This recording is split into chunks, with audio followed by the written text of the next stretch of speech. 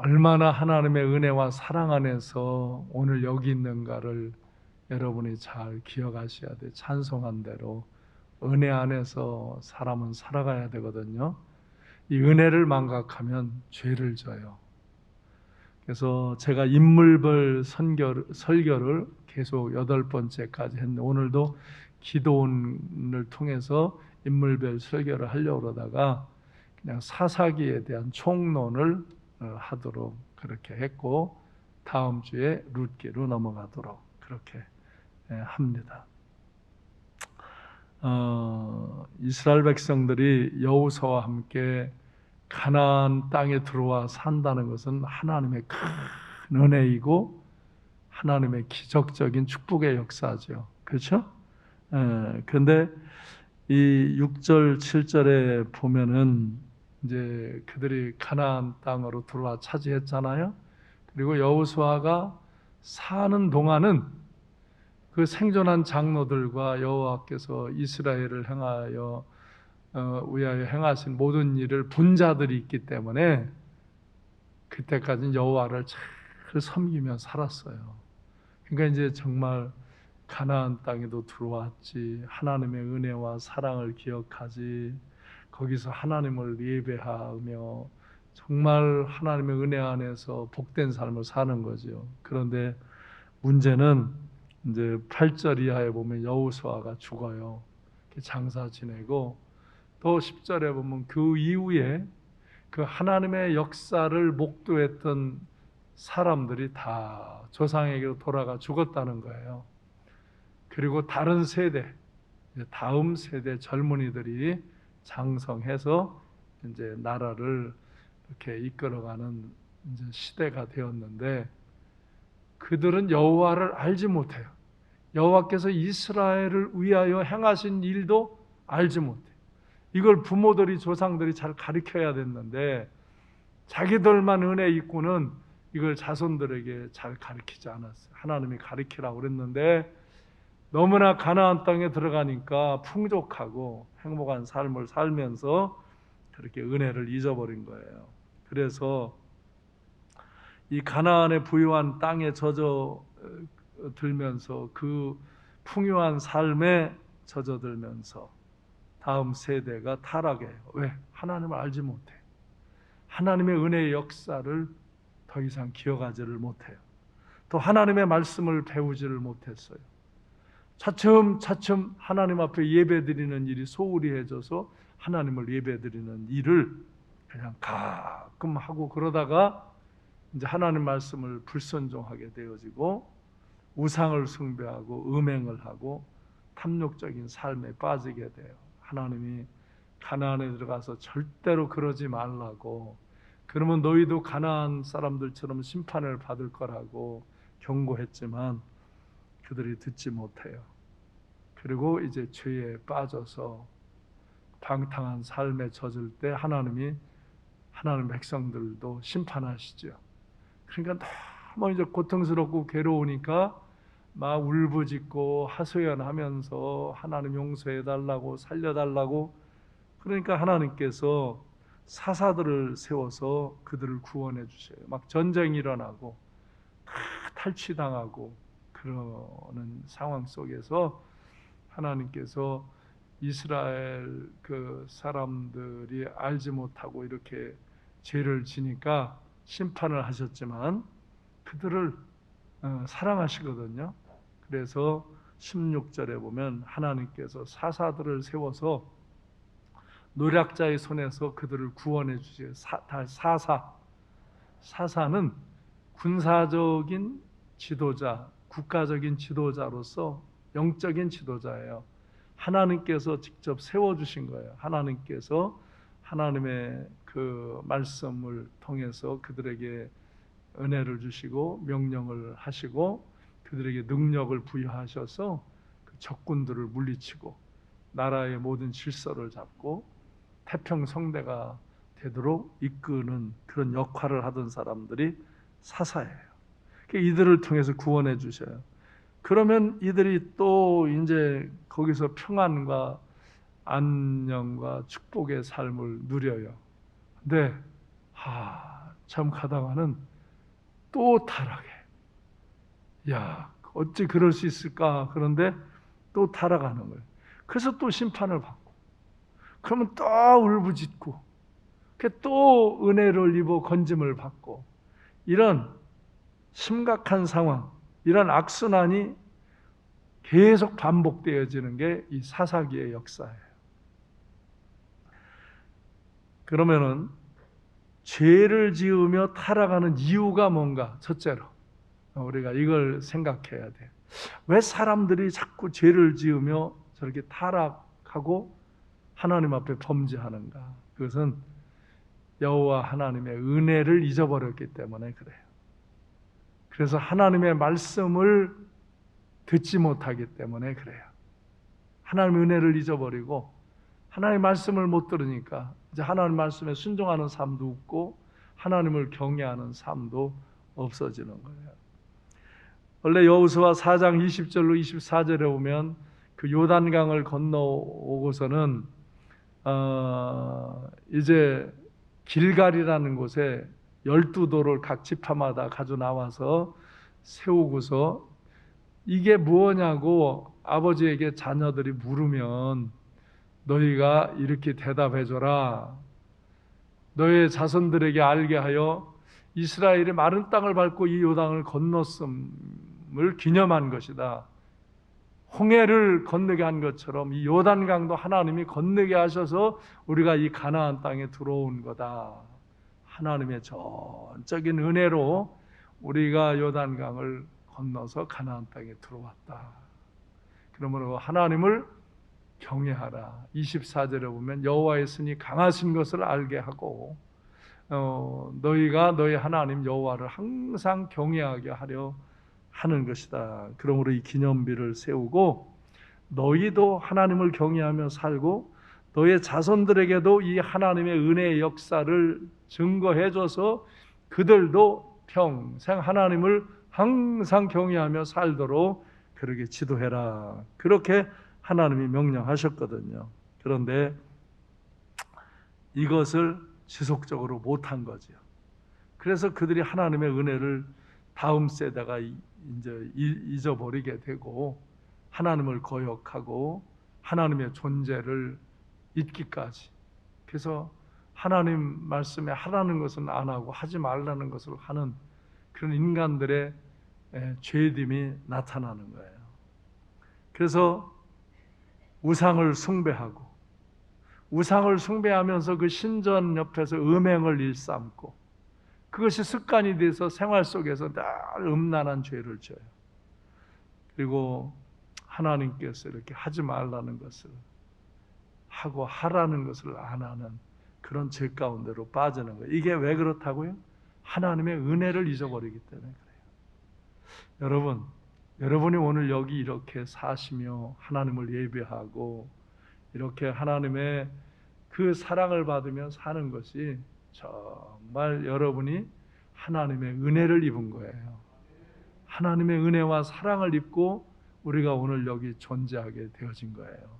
그 은혜를 기억하고 이 구원의 은혜, 오늘까지의 우리의 삶의 현장에 베풀어 주신 은혜를 기억하고 그것이 다 내 수단, 방법, 내 공로에 있는 것이 아니고 하나님의 은혜로 내가 씨를 심고 가꿨지만 열매를 맺게 하신 그 하나님의 은혜로 오늘 내가 이 삶이 보호되고 이 은총 가운데 하나님을 예배하며 사는 자가 된 것임을 기억하시기를 바랍니다.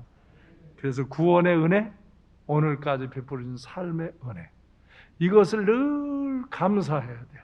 입을 열어 감사하고 여러분 자손에게도 그걸 가르쳐야 돼요. 여러분 자손에게 그걸 가르쳐야 돼요. 그래서 하나님의 은혜를 망각하면 타락하고 하나님 말씀에 불순종하고 그렇게 심각한 죄 가운데 빠지는 거예요. 저도 우리 자녀들이 이제 아들, 며느리, 딸, 사위, 손자, 손녀들이 이제 이렇게 모이면 여럿이 돼요. 지금 하나 나올락 말락 이제 하고 있고 6월이면 또 손자가 하나 더 생긴대요.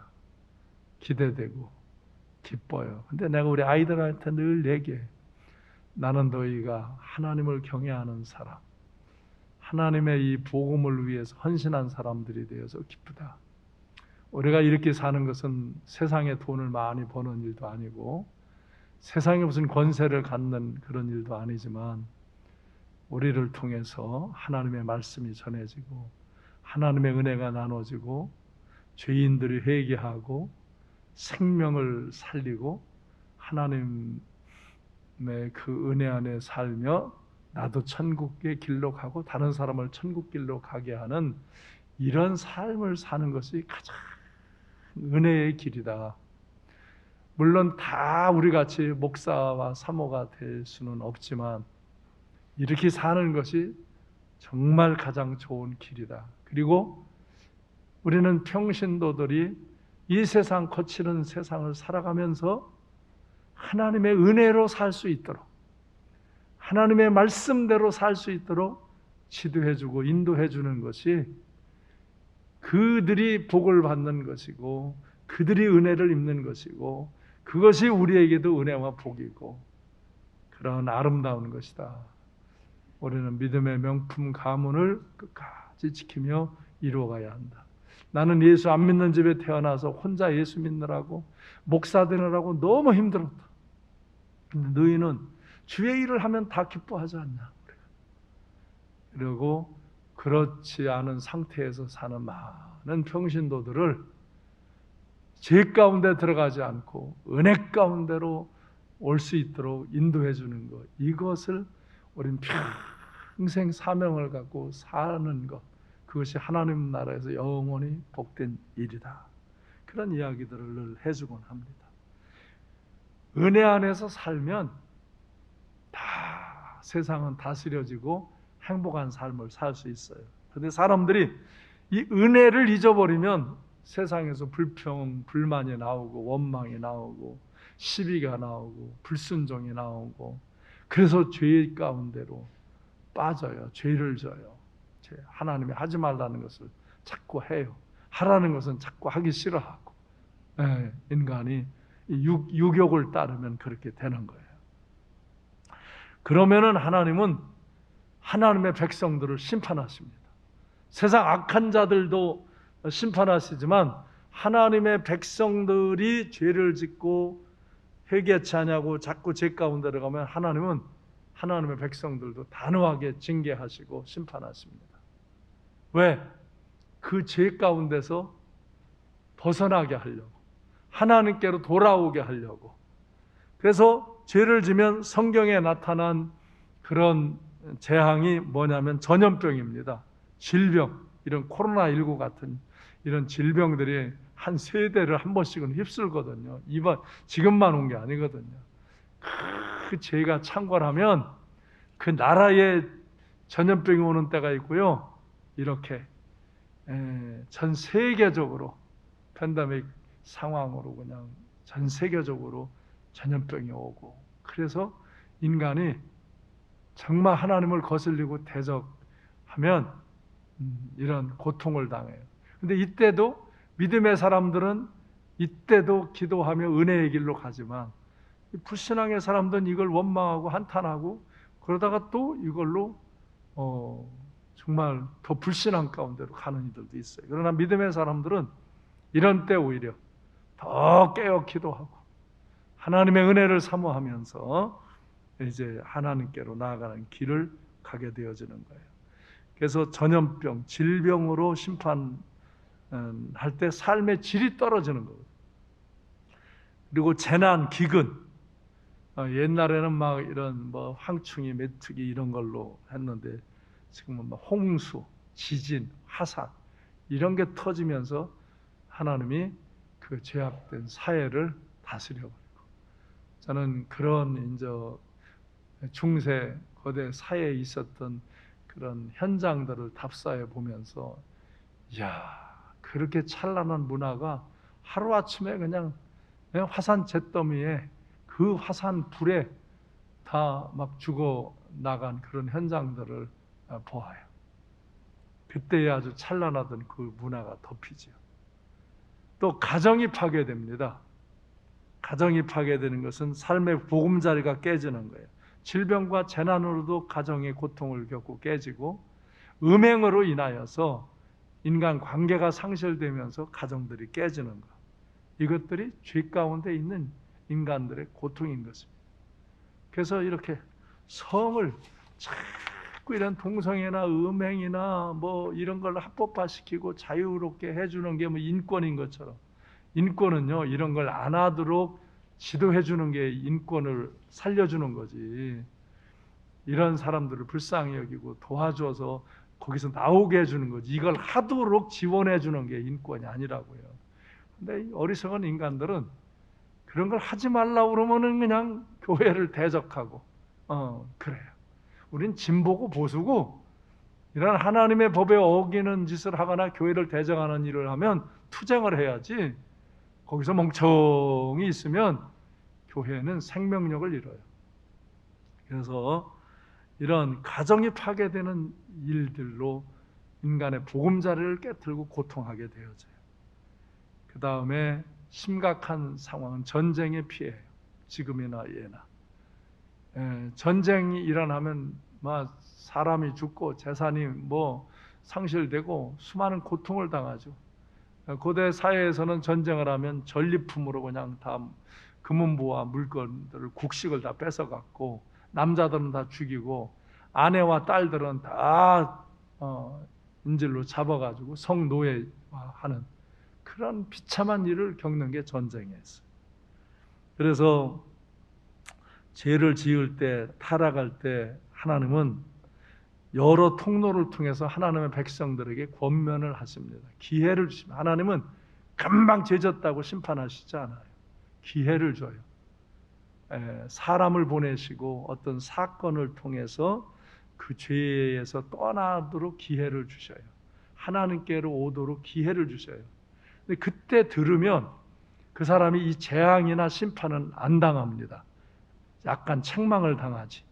근데 그때도 안 들으면 하나님은 심판하셔요. 그 죄를 끊게 하나님께로 오게 하려고. 그래서 이스라엘 백성들이 그런 일에 기회를 주고 선지자들이 말해도 듣지 않을 때 이제 저울이 딱 기울어져서 심판 끝나면 그건 이제 그때는 막을 수도, 그때는 뭐 하소연하고 손들고 뭐 별 수단을 쓰고 뭐 별 돈을 갖다 놓고 별짓을 해도 하나님이 심판 딱 한 뒤에는 그건 소용없어요. 그건 겪어야 돼. 겪어야. 근데 너무 아픔이에요, 아픔. 그러나 하나님의 백성들은 그걸 겪고서도, 손실과 아픔을 겪으면서도 돌이키고 회개하고 하나님을 바라보면 거기서 회복의 기회를 주시는 거고, 그렇지 않은 인생들은 그걸로 인생이 망하는 거예요. 그리고 한탄하고 저주하고. 죄로 인한 향락을 누림보다 그 대가는 쓰디쓰고 고통스러운 거예요. 그래서 죄의 비탈길로 아니 괜찮지 하면서 끌려 내려가고 멈칫거리다가는 심판을 당하는 거예요.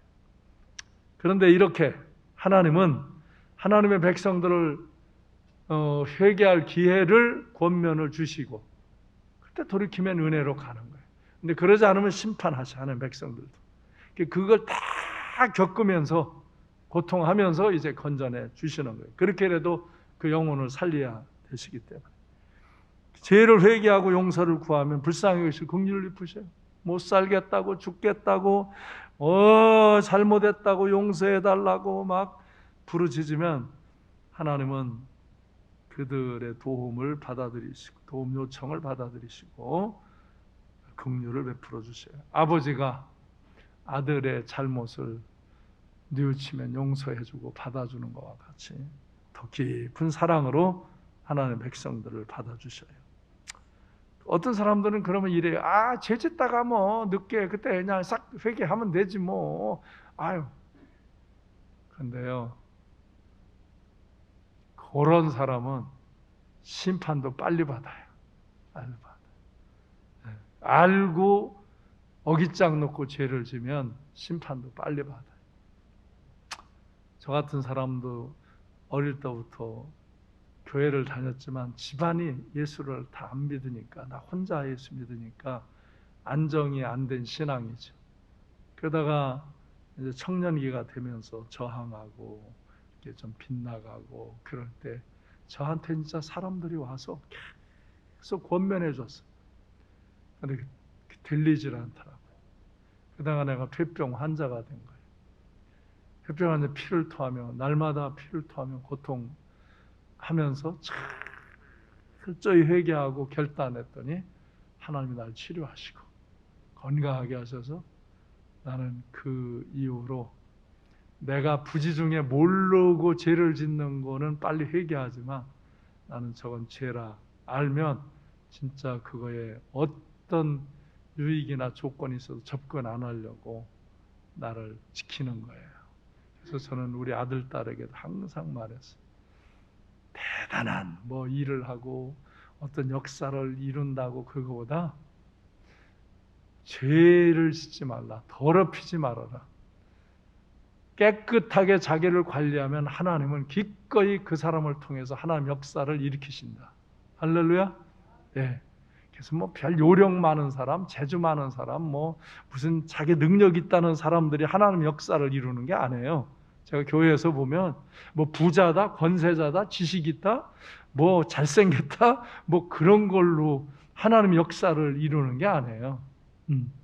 깨끗한 사람들, 진실한 사람들, 아주 하나님 앞에 순전한 사람들, 하나님은 그 사람들에게 말씀하시고 그 사람들에게 은혜와 능력을 베푸시고 그 사람들을 통해서 하나님의 방법으로 역사하시는 거예요.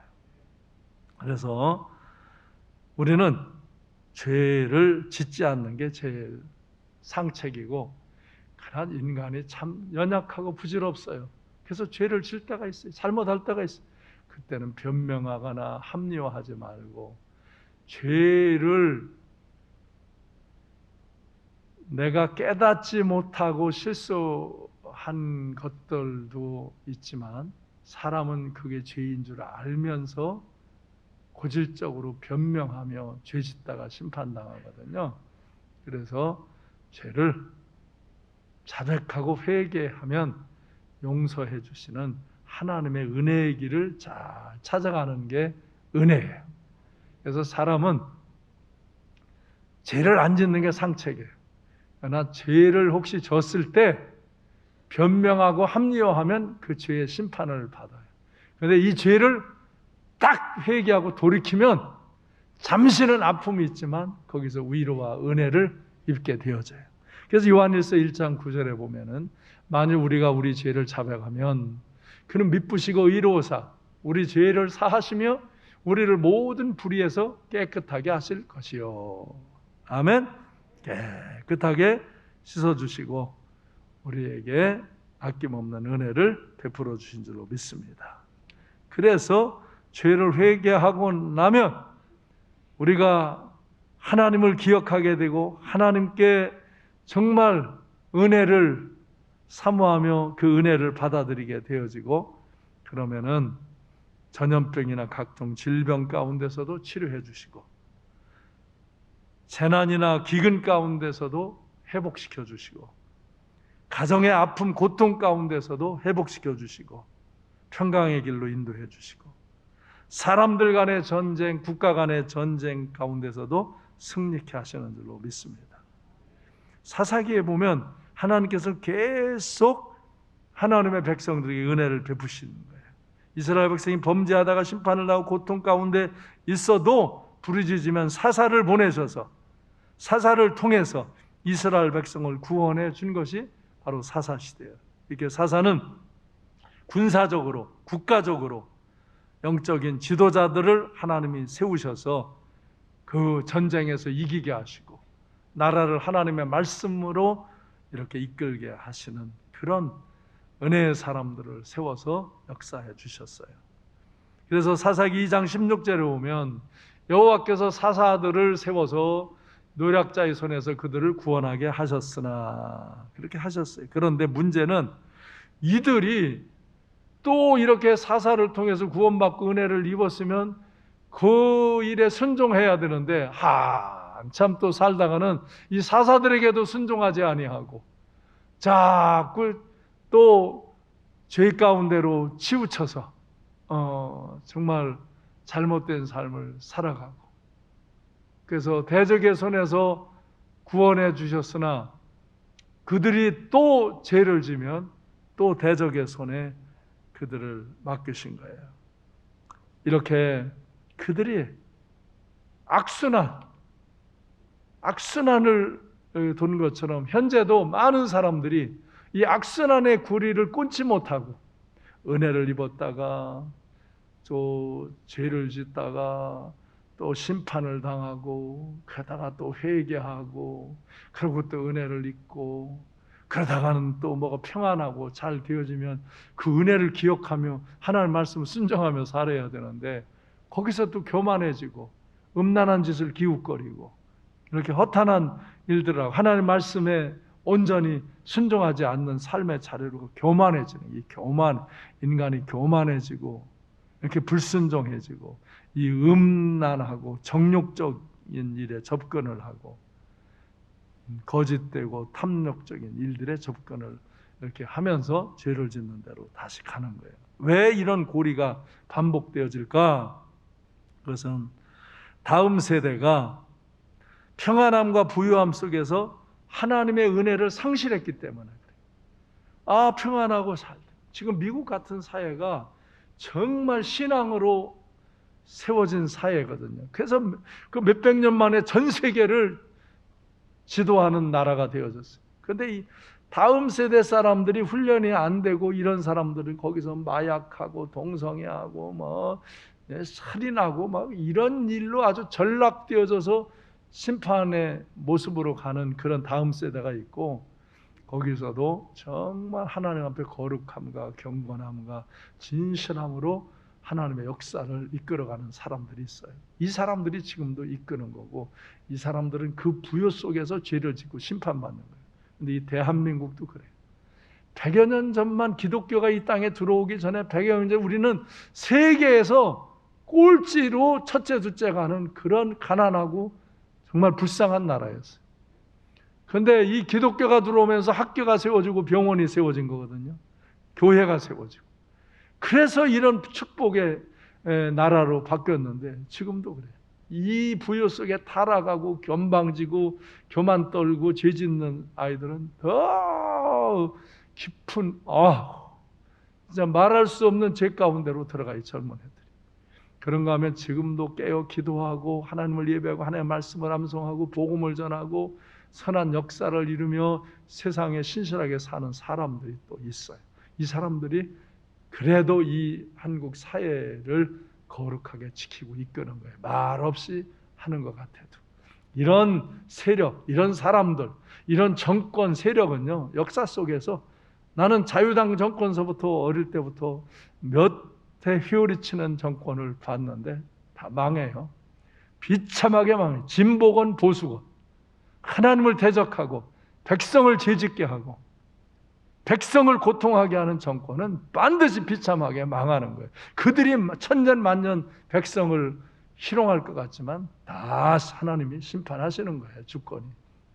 그래서 하나님의 백성들, 중요한 것, 하나님의 말씀을 듣는 하나님의 백성들, 그 말씀을 듣고 순종하고 그 하나님께 기도하고 하나님의 은혜를 간직하고 하나님을 경외하며 하나님의 역사의 방법대로 인생을 살아가며 나라를 지키려고 하는 이들이 세워질 때 그 나라는 건강하고 행복한 나라로 이어져 나가게 되는 줄로 믿습니다. 그래서 다음 세대가 중요한 거예요. 우리 교회의 축복은 다음 세대. 지난 금요일, 우리 요새는 금요일마다 청년들이 간증을 하는데 놀라운 은혜의 간증들을 해요. 어제 그제도 정말 감동적인 간증들을 해요. 다음 세대가 살아 움직인다 이거예요. 그것은 교회의 축복이에요. 그들이 있는 가정의 축복이에요. 이런 사람들이 우리 교회를 통해서 계속 배출될 때 이 나라의 역사의 아름다움을 지켜나가는 그런 인력을 담당하게 될 줄로 믿습니다. 그래서 이 다음 세대를 우리도 하나님 말씀 잘 듣고 깨닫고 믿음 안에 살아가야 되지만 가정이나 교회는 다음 세대를 하나님 앞에 세워야 되는 거예요. 제가 이렇게 목회한 일을 쭉 정리해 보면서 나름 제가 성경 공부 늘 가르치고 뭐 훈련하고 암송하라고 그러고 이렇게 큐티 책도 만들어서 주고 달력에다도 암송을 할 거를 해주고 그러는데 이거 하는 사람만 하지 안 하는 사람은 안 해. 여기도 그래요. 하는 사람만 하지 안 하는 사람은 안 해. 하나님 말씀에 그렇게 관심을 못 가져. 세상에 관심을 갖느라고 하나님 말씀에 그렇게 관심을 못 갖는 이들이 너무 많아. 장로고 권사고 뭐 안수집사고 그런 거 상관없이 이런 하나님 말씀에 관심을 못 갖는 사람들이 있어. 이건 안타까운 일이에요. 그런데 어떤 사람은 초신자도 어린애들도 우리 교회 주일 학생들도 중고등 청년들도 막 말씀을 줄줄줄줄 암송하고 그 말씀을 갖고 기도하는 사람들이 있어요. 네. 그래서 나는 이것을 좀 더 내가 어떻게 강화를 시켜서 우리 성도들이 하나님 말씀을 잘 암송하고 묵상하고 하나님의 음성을 듣는 게 무언가, 어떻게 하나님의 음성을 듣는 거고 하나님의 음성이 어떻게 오는가, 이걸 더 정확하게 훈련을 시켜야 되겠다. 이 결단을 해서 이제 이번 주서부터 지난주 내가 목요일 금요일도 이제 이게 말씀 암송하는 거를 해주고 또 방언으로 이렇게 성경을 읽는 걸 해주고 그러는데 그거는 방언을 못하는 분들이 또 있거든요. 못하는 분은 한글로 하시면 돼요. 한글로 같이 읽으면서 방언하는 사람들이 같이 읽어주면요, 같이 어느 순간에 이렇게 움직여요. 이 영의 은사는요, 같이 기도하고 같이 읽고 같이 듣다 보면요, 그것이 전이 현상과 같이 꼭 이렇게 같이 일어나요. 그래서 아모스서 8장 11절에 보면 이스라엘 백성들이 죄를 짓고 죄를 지을 때 여호와께서 말씀하여 보라 날이 이를지라 내가 기근을 땅에 보내리니 양식이 없어 주림이 아니요 물이 없어 가람이 아니요 여호와의 말씀을 듣지 못한 기갈이라. 하나님의 말씀을 듣지 못하는 기갈이라. 이래서 이 신앙생활을 오래 한 사람들도 또 우리의 다음 세대 자녀들도 이 말씀을 듣지 못하면 심령에 기갈이 오면 인생에 기갈이 오는 거예요. 그래서 우리가 이제 말씀의 중요성을 알고 이 하나님 말씀, 성경에 기록된 하나님의 말씀의 중요성을 알고 이것을 읽고 듣고 지키고 행하고 이것을 암송하고 묵상하고 이걸 통해서 이 말씀을 통해서 기도하는 훈련. 제가 여러분 이제 금요일 날은 꼭 나오시기 바라요. 금요일 날 같은 때 말씀으로 이제 기도하는 훈련들을 해요. 목요일 날은 뭐 더 하고. 네? 그래서 말씀으로 기도하는 훈련을 이렇게 하다 보면은 이제 그 레마의 말씀을 듣는 일들이 이제 일어나게 되는 거예요. 여기 성경에 보면 계시록 1장 3절에 보면 이 예언의 말씀을 읽는 자와 듣는 자와 그 가운데 기록한 것을 지키는 자는 복이 있다.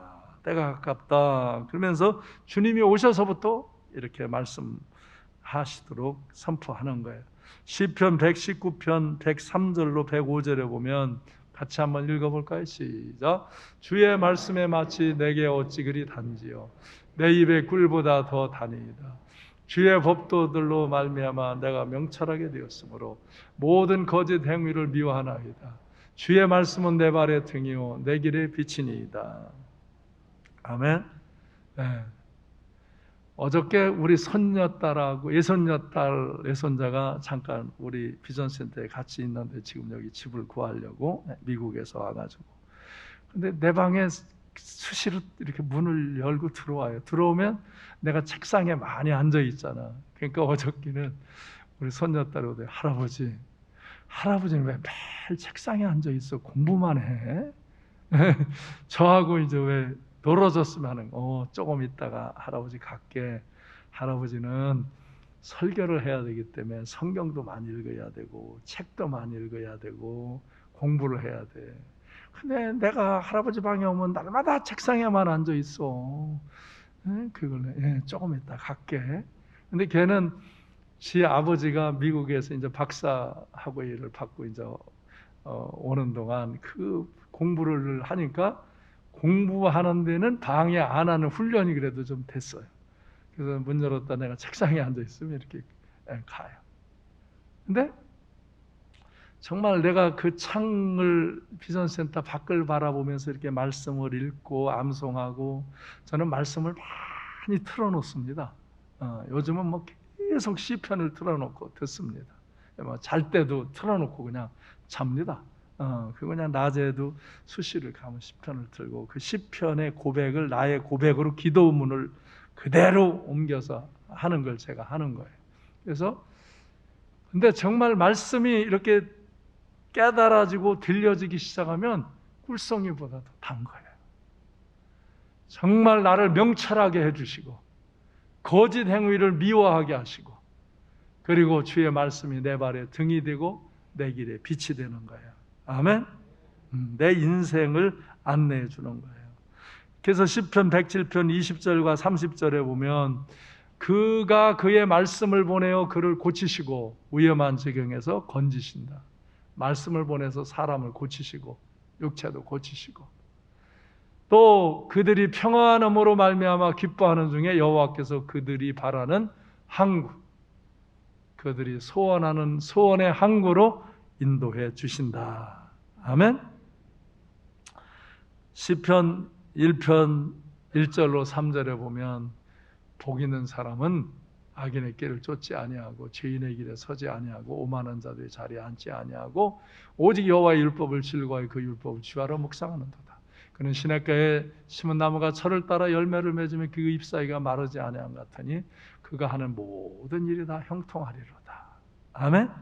이렇게 말씀을 읽고 암송하고 묵상하는 것이 정말 그 인생을 하나님께서 빛이 되고 등이 되셔서 생명의 물가로 인도하시고 좋은 열매를 맺게 하시고 푸르름을 나타내는 인생이 되게 하신다 이거예요. 이렇게 하나님의 말씀은 우리에게 은혜와 능력과 축복을 주시는 거예요. 이것을 암송하고 묵상하고 지키는 것이 가장 올바른 길이고 아름답고 축복된 인생을 사는 길이고, 이 인생의 악순환 고리를 끊는 그런 방법이에요. 그래서 우리가 성경을 많이 읽고 들으시기 바랍니다. 성경을 많이 읽고 들으시기 바랍니다. 그리고 그 말씀을 암송하고 묵상하시기를 바랍니다. 그래서 큐티에서 한 주간의 요절이 있잖아요. 그거를 암송하고 묵상. 그래서 지난 주간, 지지난 주간을 반복을 하고, 또 가끔 한 달, 이제 2달 거도 반복을 하고, 이 반복을 해야 돼요. 암송은 반복을 하면서 이렇게 말씀을 암송하고 그것을 묵상하는 거예요. 그래서 교회의 모든 이제 예배 시간과 교육 시간에 영아서부터 작년까지 다 이 주간에 암송 말씀을 지난주 것까지 어떤 때는 한 달, 2달 전 거를 암송하는 훈련을 하도록, 주일날은 시간을 그렇게 많이 갖기가 어려워요. 보편적인 이 설교 메시지를 나가야 되기 때문에. 그러나 이제 기도하러 오는 분들 목요일이나 금요일 또 수요일 이런 때는 좀 더 하도록 그렇게 하도록 했어요. 그래서 각 셀에서도 항상 앞으로는 하나님의 말씀을 읽고 암송하고 묵상하는 일을 행하고 셀 모임을 갖도록, 이것을 이제 금년의 가장 우선 정책으로. 그래서 제가 5월 달 경우는 이제 말씀 훈련하는 또 전문 기관이 있거든요. 제가만 여러분을 다 할 수 없으니까 전문 세미나를 하는 분들 초청해서 며칠간 아주 이 말씀 암송 묵상 훈련을 해드림으로 여러분이 이쪽의 은혜를 열어드리는 그런 일을 하고 싶어요. 그래서 여러분이 날마다 큐티하며 암송하시기 바라요. 그래서 지난주 지난주 이번 주의 말씀을 오늘 보세요. 로마서 1장 17절이 지지난주. 시작. 복음에는 하나님의 의가 나타나서 믿음으로 믿음에 이르게 하나니 기록된 바 오직 의인은 믿음으로 말미암아 살리라 함과 같으니라. 로마서 3장 23절. 시작. 모든 사람이 죄를 범하였음에 하나님의 영광에 이르지 못하더니. 여기까지는 다 외웠죠? 지난주를 외웠죠? 외워도 또 잊어버려요. 그래서 반복해야 돼요. 반복. 암송은 반복 되새겨야 돼요. 그리고 그것을 잘 묵상하며 조용히 이렇게 또 혼자 이렇게 암송하고 묵상해야 돼요. 그 이번 주간에 로마서 3장 24절 시작. 그리스도 예수 안에 있는 속량으로 말미암아 하나님의 은혜로 값없이 의롭다 하심을 얻은 자 되었니다. 예, 복음에는 하나님의 의가 나타나 있고 사람이 죄를 지면 하나님의 영광에 이르지 못하는데 바로 예수 그리스도 안에 있는 속량의 속죄의 하나님 은혜로 우리는 값없이 의롭다함을 얻는다. 이런 복음에 대한 말씀을 들음으로 내가 구원받은 은혜, 제사함의 은혜, 이런 하나님 앞에 의롭다함을 받은 이런 은혜를 내가 간증하며 살 수 있게 되는 거죠. 그 다음에 시편 1편, 23편, 51편, 84편, 150편 이런 것들을 제가 여러분이 이제 읽고 암송하도록 이렇게 통째로 하는 거예요. 시편 1편. 복 있는 사람은 악인의 길을 쫓지 아니고 죄인의 길을 쓰고 오만한 자의 자리에 앉지 아니고 여호와의 율법을 실과 그 율법을 주하러 묵상하는 자들아 저는 시냇가에 심은 나무가 시절조차 열매를 맺으며 그 잎사귀가 마르지 않은 같은 그 행사가 다 형통하리로다. 우리는 옛날에 먼저 개역성경으로 다 암송을 해놔가지고 이게 지금 말로 할 때는 조금씩 달라요. 그게 상관없어요. 의미를 뭐 다르게 된 게 아니니까. 그러니까 암송을 하면은 산을 걸면서도 이 말씀을 암송을 하는 거예요. 이렇게 시편 1편, 23편, 51편, 이렇게 84편. 그리고 제가 목요일, 금요일은 84편 갖고 어떻게 기도하는가 이걸 알린. 다시 이제 뭐 금요일 날, 목요일 날 이런 때 오시면은 그렇게 기도할 거예요. 그래서 그것을 한글로도 읽고 묵상하며도 읽고 방언으로도 읽으면서 이렇게 펜으로 이렇게 그냥 가는 거예요. 그냥 손가락으로 가도 되고. 그러면 엄청 빠른 속도로 성경을 읽기도 해요. 그러다가 방언으로 못하는 사람은 그냥 한국말로 하면 돼요. 근데 그렇게 같이 하다 보면 못하는 사람들도 다 그걸 하게 돼 있어요. 성경은 하나님의 감동으로 된 거예요. 성령의 감동으로. 그래서 성경을 읽을 때 하나님의 영이 역사하고요. 성령이 역사하면 하나님의 말씀이 들리는 거예요. 하나님의 말씀을 어떻게 듣는 거냐? 다시 말해요. 첫째로 목사의 설교를 통해서 하나님 말씀을 듣는 훈련이 돼야 돼요. 그래서 여러분이 설교 들을 때 딴 생각하면 안 돼요. 여기 설교를 듣는데도 벌써 초점이 눈이 어디 딴 데가 있고 설교를 잘 들으면서 오늘 설교 중에 레마 하나님이 내게 주시는 말씀이 들려야 되는 거예요. 저는 한 입으로 하지만 여러분은 각자의 하나님이 목사님을 통해서 오늘 나에게 저 말씀을 주셨다. 이걸 매주 설교 들을 때마다 그 레마를 듣는 훈련을 해야 돼. 이게 안 되면 이건 기초가 안 되는 거예요. 공부하는 애가 선생님이 가르쳐주는 걸 기초를 들어야 그 다음에 예습 복습하지. 그것도 안 들으면 안 되는 거예요. 원리는 똑같은 거예요. 주일날 내가 이렇게 설교해주는 말씀을 최소한 들으면서 하나님이 목사님을 통해서 오늘 나에게 이 말씀을 주셨다. 이 말씀이 내게 가슴에 임했다. 이런 은혜를 받아들이는 것이 훈련이 돼야 돼.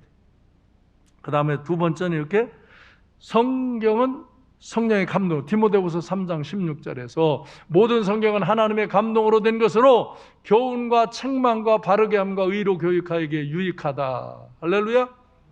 그렇기 때문에 성경을 읽으면 성령의 감동이 오는 거예요. 그래서 이 성경을 읽고 성경을 듣고 성경을 암송하고 묵상하다 보면요, 이 쓰여진 성경이 내게 들려지는 하나님의 음성으로 들리는 거예요. 이게 레마가 들리는 거예요. 나에게 말씀하시는 것이 들리는 거예요.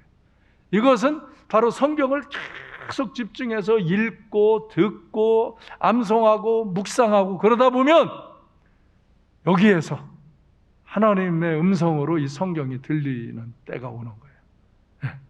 어떤 때는 뭐 이렇게 마태복음 7장 7절 이런 요절이 들릴 때도 있고, 어떤 때는 구하라 찾으라 두드려라 그러면 열릴 것이다 이렇게 말씀이 들리기도 하고 내용이 들리기도 하고 요절이 들리기도 하고 이런 것들이 들려오는 거예요. 그 말씀에 집중하면 읽고 듣고 암송하고 묵상하면 그 다음에 내가 말씀을 이렇게 암송한 걸로 기도를 해요. 시편 여러분이 오늘 가셔서 51편을 보면 다윗이 죄 짓고 나서 회개하며 하나님께 기도하는 거거든요. 51편을 드라마 바이블을 켜놓고서 그 다윗이 그렇게 기도를 하듯이 여러분도 똑같이 기도하는 거예요. 그 내용을. 그렇게 기도하다 보면 성경을 갖고 기도하는 훈련이 돼요. 그래서 내가 기도할 때 보면 내가 암송한 성경들이 내 입에서 막 튀어나오면서 그 하나님의 말씀으로 기도를 하게 되어져요. 그러면요, 그때 그 정도 내가 이제 말씀이 암송되고 묵상되고 그것이 이렇게 말씀의 임하는 은혜 안에 들어온 사람들은 말씀으로 기도하다 보면요, 그렇게 말씀이 영의 음성으로 오는 데까지 가는 거예요. 성경의 내용이 오기도 하고 약속의 말씀들이 오기도 하고. 그거 어떻게 듣냐? 들어보야 알아. 뭐라고 말해줄 수 없는 거예요, 영의 얘기를. 근데 들려요. 제가 가끔 주께서 내게 말씀하셨습니다. 그리고 이렇게 합시다. 그럴 때 여러분이 믿음으로 순종하고 협력하면 하나님 응답하시잖아요. 하나님 역사가 일어나요. 그때는 이거 어떻게 돼? 할 수 없어. 그런데 되잖아요. 그거는 하나님이 말씀하신 걸 믿음으로 받아들이고 믿음으로 연합해서 행하면 거기 하나님 역사가 일어나는 거예요. 이게 가정에서도 일어나고 교회에서도 일어나고 국가에서도 이렇게 일어나야 되는 거예요. 그런데 사람들이 말씀을 소홀히 하는 거예요. 말씀을 소홀히 하니까 말씀이 안 들리는 거예요. 목사님 설교를 들어도 말씀이 안 들리고 성경을 읽어도 말씀이 안 들리고 뭐 기도를 해도 아무 말씀도 안 들리고. 물론 여러분 여기서 무슨 우르릉 쾅쾅 하는 소리로 다 들으라는 거 안 해요. 저는 그렇게 특별한 음성으로 들을 때도 있어요. 그러나 보통적인 건 내가 느낍니다. 깨달습니다. 그러나 그냥 생각하고는 조금 다른 것을 그걸 경험한 사람은 알게 돼 있어요. 그래서 하나님의 말씀을 듣는 경험을 하면 그 영혼이 삽니다. 영혼의 즐거움이 일어나고 영적인 힘이 있고 그래서 성경을 읽고 그것이 믿어지면 그 믿음을 선포하고 믿음으로 행하면 똑같은 겁니다. 내가 뭐 영적으로 들은 거나 내가 성경을 읽으면서 내 마음 말씀으로 들은 거나 하나님 말씀은 똑같이 듣는 겁니다. 그래서 여러분이 하나님의 말씀을 자꾸 듣는 훈련을 하셔야 돼요.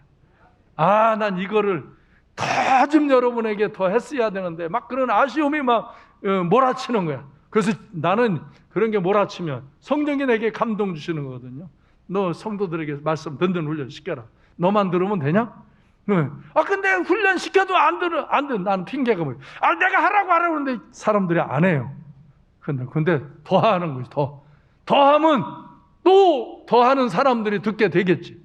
그럴 때 사람들이 영적인 힘이 나고 이 세상을 말씀으로 다스리고 말씀으로 정말 믿음으로 행해서 하나님의 역사가 일어나는 것을 그 은혜를 증언하며 살 수 있는 것. 그런 은혜 가운데로 가시길 바라요. 그래서 이 죄와 심판과 회개와 은혜의 악순환을 계속 돌지 말고 은혜 위에 은혜를 정말 물가에 심기운 나무처럼 하나님 앞에서 아름답고 복된 인생을 사시기를 주님의 이름으로 축원합니다. 기도하겠습니다.